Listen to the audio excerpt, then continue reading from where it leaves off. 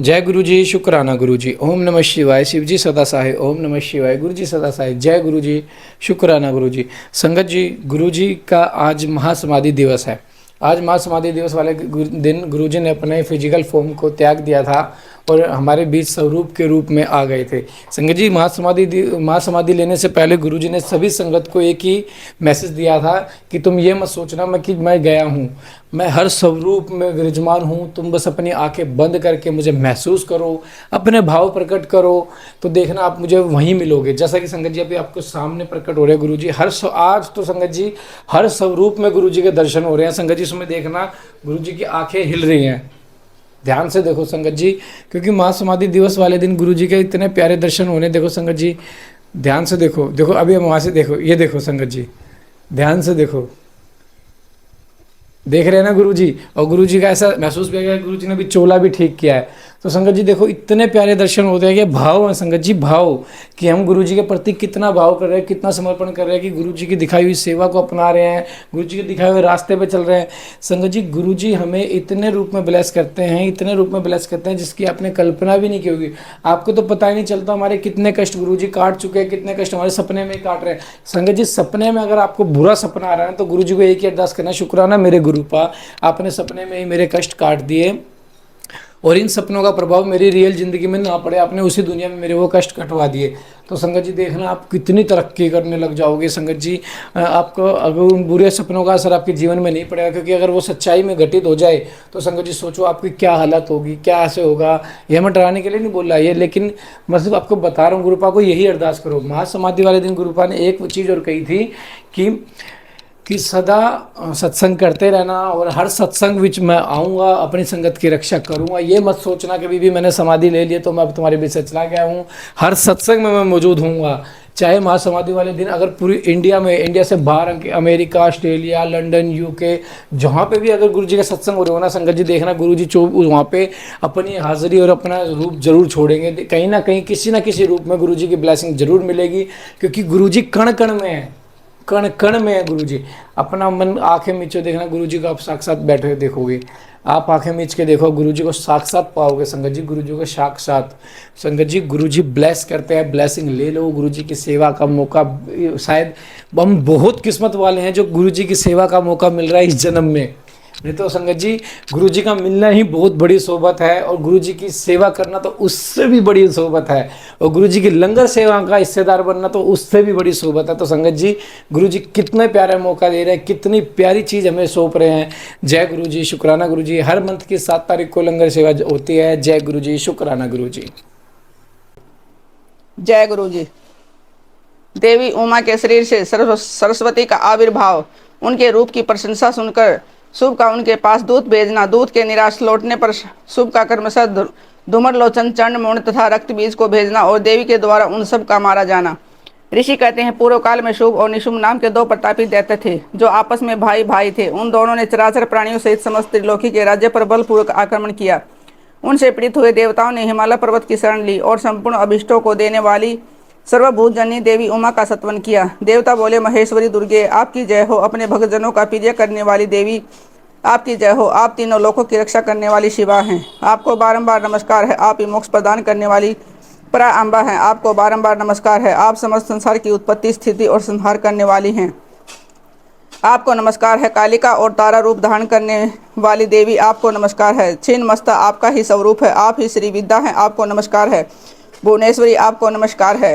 भैरव रूपिणी आपको नमस्कार है। आप ही बंगलामुखी और धूमावती हैं, आपको बारंबार नमस्कार है। आप ही त्रिपुर सुंदरी और मातंगी हैं, आपको बारंबार नमस्कार है।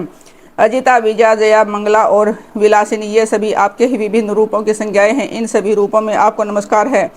दोगधरी माता अथवा कामधेनु रूप में आपको नमस्कार है। धो आकार धारण करने वाली आपको नमस्कार है। अपराजिता रूप में आपको प्रणाम है। नित्या महाविद्या के रूप में आपको बारंबार नमस्कार है। आप ही शरणागतों का पालन करने वाली रुद्राणी हैं, आपको बारंबार नमस्कार है। वेदांत के द्वारा आप के ही स्वरूप का बोध होता है और आपको नमस्कार है। आप परमात्मा हैं, आपको मेरा प्रणाम है। अनंत कोटि ब्रह्मांडों का संचालन करने वाली आप जगदम्बा को बारंबार नमस्कार है। देवताओं की इस प्रकार स्तुति करने पर वरदायिनी एवं कल्याण रूपिणी गौरी देवी बहुत प्रसन्न हुई। उन्होंने समस्त देवताओं से पूछा, आप लोग यहाँ किसकी स्तुति करते हैं?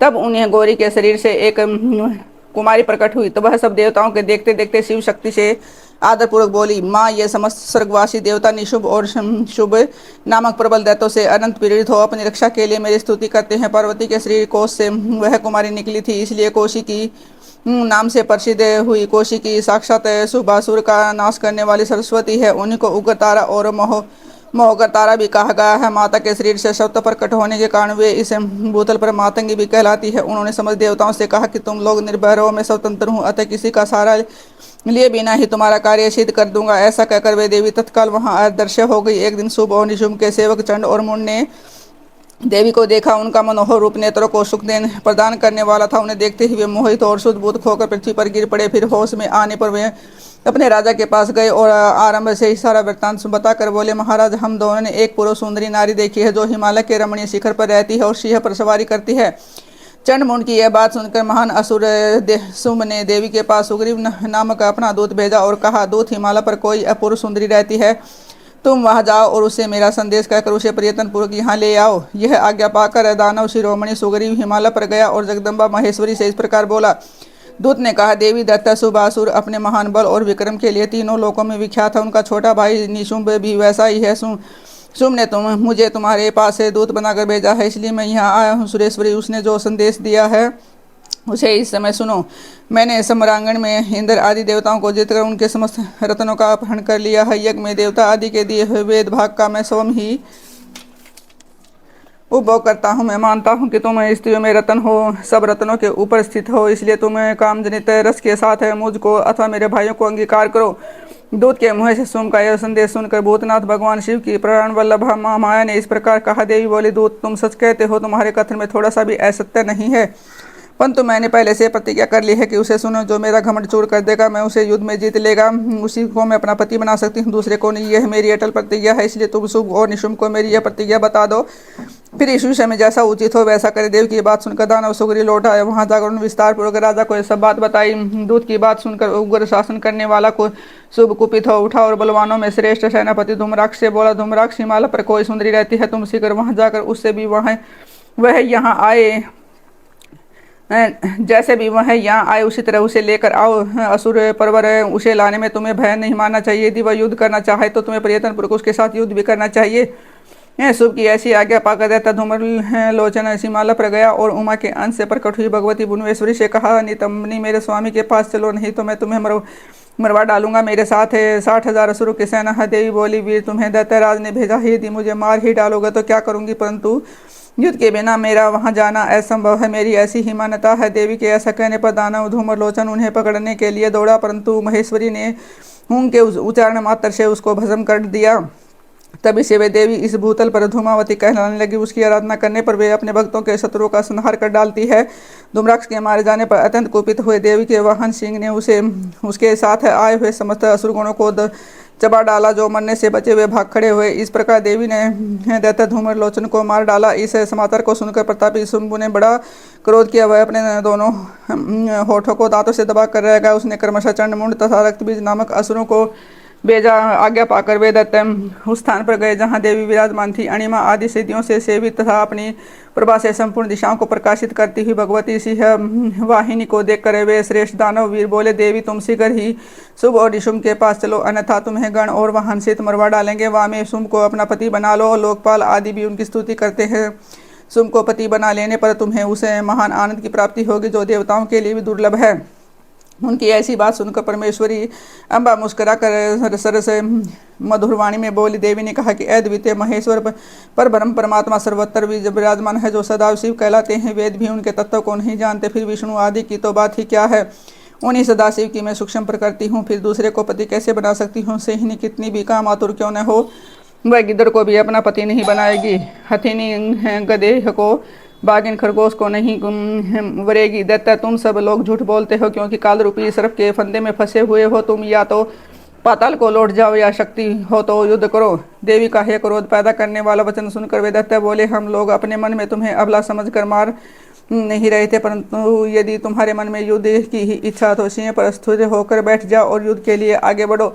इस तरह वाद विवाद करते हुए उनमें कलह बढ़ गया और समारंगण में दोनों दलों पर तीखे बाणों की वर्षा होने लगी। इस तरह उनके साथ लीलापूर्वक युद्ध करके परमेश्वरी ने चंडमुंड सहित मान असुर रक्तबीज को मार डाला। वे देवेरी असुर द्वेष बुद्धि करके आए थे, तभी तो मैं अंत में उन्हें इस उत्तम लोक की प्राप्ति हुई, इसमें जिसमें देवी के भगत जाते हैं। देवी के द्वारा सेना और सेनापतियों सहित निशुंभ एवं शुंभ का संहार। ऋषि कहते हैं कि राजन प्रशंसनीय पराक्रमशाली महान असुर शुंभ ने इस श्रेष्ठ दैत्यों का मारा जाना सुनकर अपने उस दुर्जय गणों को युद्ध के लिए जाने की आज्ञा दी, जो संग्राम का नाम सुनते ही हर्ष से खिल उठते थे। उसने कहा कि आज मेरी आज्ञा से काल के मौर्य दोहर्द तथा अन्य असुरगण बड़े भारी सेना के साथ संगठित हो विजय की आशा रखकर शीघ्र युद्ध के लिए प्रस्थान करें। निशुभ और शुभ दोनों भाई उन दैत्यों को पूर्वोक्त आदेश देकर रथ पर आरूढ़ हो स्वयं भी नगर से बाहर निकले। उन महाबली वीरों की आज्ञा से उनकी सेनाएं उसी तरह युद्ध के लिए आगे बढ़ी, मानो मरनो उन्मुख पतंग आग में कूदने के लिए उठ खड़े हुए हों। उस समय असुरराज ने युद्ध सथल में मृदंग, मर्दल, भेरी, डिंडिम, झांझ और ढोल आदि बाजे बजवाए। उन जुझाऊ बाजों की आवाज सुनकर युद्ध प्रेमी वीर हर्ष एवं उत्साह से भर गए, परंतु जिन्हें अपने प्राण ही अधिक प्यारे थे वे उस रणभूमि से भाग चले। युद्ध संबंधी वस्त्रों तथा कवच आदि से आच्छादित अंग वाले वे योद्धा विजय की अभिलाषा से अस्त्र शस्त्र धारण किए युद्ध स्थल में आ पहुंचे। कितने ही सैनिक हाथियों पर सवार थे, बहुत से दैत्य घोड़ों की पीठ पर बैठे थे और अन्य असुर रथों पर चढ़कर आ रहे थे। उस समय उन्हें अपने पराये की पहचान ही नहीं होती थी। उन्होंने असुरराज के साथ समारंगन में पहुंचकर सब ओर से युद्ध आरंभ कर दिया। बारंबार तोप की आवाज होने लगी, जिसे सुनकर देवता कांप उठे। धूल और धुएं से आकाश में महान अंधकार छा गया, सूर्य का रथ नहीं दिखाई देता था। अत्यंत अभिमानी करोड़ों पैदल योद्धा विजय की अभिलाषा लिए स्थल में आकर डट गए और घुड़सवार, हाथी सवार तथा अन्य रथारूढ़ असुर भी बड़ी प्रसन्नता के साथ करोड़ों की संख्या में वहां आए थे। उस महासमर में काले पर्वतों के समान विशाल मदमत गजराज जोर जोर से जिंगड़ रहे थे। छोटे छोटे शैल शिखरों के समान ऊंट भी अपने गले से गलगल ध्वनि का विस्तार करने लगे। अच्छी भूमि में उत्पन्न हुए घोड़े गले में विशाल कंठहार धारण किए हुए जोर जोर से हिना रहे थे। वे अनेक प्रकार की चालें जानते थे और हाथियों के मस्तक पर पैर रखते हुए आकाश मार्ग से पक्षियों की भांति उड़ जाते थे। शत्रु की ऐसी सेना को आक्रमण करती देख जगदम्बा ने अपने धनुष पर पतंगा चढ़ाई, साथ ही शत्रुओं को तोत्साह करने वाले घंटे को भी बजाई। यह देख सिंह भी अपनी गर्दन और मस्तक के केसों को कपाता हुआ जोर जोर से गर्जना करने लगा। उस समय हिमालय पर्वत पर खड़ी हुई रमणीय आभूषणों और अस्त्रों से सुशोभित शिवा देवी की ओर देखकर निशुंभ विलासिनी रमणियों ने के मनोभाव को समझने में निपुण पुरुष की भांति सरस्ववाणी में बोला, महेश्वरी, तुम जैसी सुंदरियों के रमणीय शरीर पर मालती के फूल का एक दल भी डाल दिया जाए तो वह व्यथा उत्पन्न कर देता है। ऐसे मनोहर शरीर से तुम विकराल युद्ध का विस्तार कैसे कर रही हो? यह बात कहकर मान असुर चुप हो गए और चंडिका देवी ने कहा कि मूड असुर, बैठ की बातें क्यों बकता है, युद्ध कर, अन्यथा पाताल को चला जाए। यह सुनकर वह महारथी वीर अत्यंत रुष्ट हो समर भूमि में बाणों की अद्भुत वृष्टि करने लगा, मानो बादल जल की धारा बरसा रहे हो। उस समय उस रण क्षेत्र में वर्षा ऋतु का आगमन हुआ सा जान पड़ता था। मद से उदत हुआ वह असुर तीखे बाण, शूल, फरसे, बिंदी, पाल, परिघ, धनुष, भूसिंडी, प्रास, अक्षुर, परे तथा बड़ी बड़ी तलवारों से युद्ध करने लगा। काले पर्वतों के समान बड़े बड़े गजराज कुंभ स्थल विदीर्ण हो जाने के कारण समारंगन में चक्कर काटने लगे। उनकी पीठ पर फराती हुई शुभ निशुंभ की पातकाएं जो उड़ती हुई बलाकाओं की पंक्तियों के समान सफेद दिखाई देती थी, अपने स्थान से खंडित होकर नीचे गिरने लगी। अक्षत विक्षत शरीर वाले दैत्य पृथ्वी पर गिरकर मछलियों के समान तड़प रहे थे। गर्दन कट जाने के कारण घोड़ों के समूह बड़े भयंकर दिखाई देते थे। कालिका ने कितने ही दैत्यों को मौत के घाट उतार दिया था। देवी के वाहन सिंह ने अन्य बहुत से असुरों को अपना आहार बना लिया। उस समय दैत्यों के मारे जाने से उस रणभूमि में रक्त की धारा बहने वाली कितनी ही नदियां बह चली। सैनिकों के केस पानी में से शेवार की बातें दिखाई देते थे और उनकी चादरें सफ़ेद फैन का भ्रम उत्पन्न करती थी। इस तरह घोर युद्ध होने तथा राक्षसों का महान संहार हो जाने के पश्चात देवी अंबिका ने विष में बुझे हुए तीखे बाणों द्वारा निशुंभ को मारकर धराशायी कर दिया। अपने असीम शक्तिशाली छोटे भाई के मारे जाने पर शुभ रोष से भर गया और रथ पर बैठकर 8 भुजाओं से युक्त हो महेश्वर प्रिया अंबिका के पास गया। उसने जोर जोर से शंख बजाया और शत्रुओं का दमन करने वाले धनुष की दुष्य टंका ध्वनि की था। देवी का सिंह भी अपने अयालों को हिलाता हुआ धड़धड़ाने लगा। इन 3 प्रकार की ध्वनियों से आकाशमंडल गूंज उठा। तदंतर जगदम्बा ने अट्टहास किया कि जिसे समस्त असुर संतृष्ट हो उठे। अब देवी ने शुंभ से कहा कि तुम युद्ध में स्थिरतापूर्वक खड़े रहो। तब देवता बोल उठे, जय हो जगदम्बा की जय हो। इस तरह इस समय दैत्य राज शुंभ ने बड़ी भारी शक्ति छोड़ी, उसकी शिखा से आग की ज्वाला निकल रही थी, परंतु देवी ने एक उल्का के द्वारा उसे मार गिरा। शुंभ के चलाए हुए बाणों के देवी के चलाए हुए बाणों के शुंभ ने शस्त्र टुकड़े कर दिए। तत्पश्चात चंडिका ने त्रिशूल उठाकर उस महान असुर पर आघात किया। त्रिशूल की चोट से मूर्छित हो वह इंद्र के द्वारा पंख काट दिए जाने पर गिरने वाले पर्वत की भांति आकाश, पृथ्वी तथा समुद्र को कंपित करता हुआ धरती पर गिर पड़ा। तदंतर शूल के आघात से होने वाली व्यथा को सहकर वह महाबली असुर ने 10,000 बाहें धारण कर ली और देवताओं का विनाश करने में समर्थ चक्रों द्वारा सिंह सहित महेश्वरी ने शिवा पर आघात करना आरंभ कर दिया। उसके चलाए हुए चक्रों को खेल खेल में ही विदीर्ण करके देवी ने त्रिशूल उठा और असुर पर घातक प्रकार किया। शिवा के लोक पावन पाणी पंकज से मृत्यु को प्राप्त होकर वे दोनों असुर परम पद के भागी हुए। उस पराक्रमी निशुंभ और भयानक बलशाली शुंभ के मारे जाने पर समस्त दैत्य पाताल में घुस गए। अन्य बहुत से असुरों को काली और सिंह आदि ने खा लिया तथा शेष दैत्य भय से व्याकुल हो दसों दिशाओं में भाग गए। नदियों का जल स्वच्छ हो गया, वे ठीक मार्ग से बहने लगी। मंद मंद वायु बहने लगी, जिसका सब शुद्ध प्रतीत होता था। आकाश निर्मल हो गया। देवताओं और ब्रह्म ऋषियों ने फिर यज्ञ याग आदि आरंभ कर दिए। इंद्र आदि सब देवता सुखी हो गए, पर बहुत दैत्य राज के वध प्रसंग से युक्त इस परम पवित्र उमा चरित्र का जो श्रद्धापूर्वक बारंबार श्रवण या पाठ करता है, वह इस लोक में देव दुर्लभ भोगों का उपभोग करके परलोक में माया प्रसाद महामाया के प्रसाद से उम दामुमा धाम को जाता है। राजन, इस प्रकार शुंभ आसुर का संहार करने वाली देवी सरस्वती के चरित्र का वर्णन किया गया, जो साक्षात उमा के अंशों से प्रकट हुई थी। जय गुरु जी, शुक्राना गुरु जी। संगत जी बहुत बहुत शुक्राना मेरे गुरु का, बहुत बहुत शुक्राना। आप पाठ को संगत जी जरूर एंड तक सुने, प्यारा सा कमेंट जरूर करें। और संगत जी 7 तारीख को गुरु जी की लंगर सेवा में जो भी हमारे साथ जुड़ना चाहता है वो जुड़ जाए। बहुत ज़्यादा ब्लेसिंग है गुरु जी की, बहुत ज़्यादा गुरु जी ब्लेस करेंगे आपको। संगत जी सेवा का मौका गुरु जी सबको दे रहे, क्योंकि कलयुग में बार बार मैं बताता हूँ दान ही सबसे बड़ी सेवा है, और जिसने यह पकड़ लेना तो उसका तो कल्याण होना निश्चित है। जय गुरु जी, शुक्राना गुरु जी।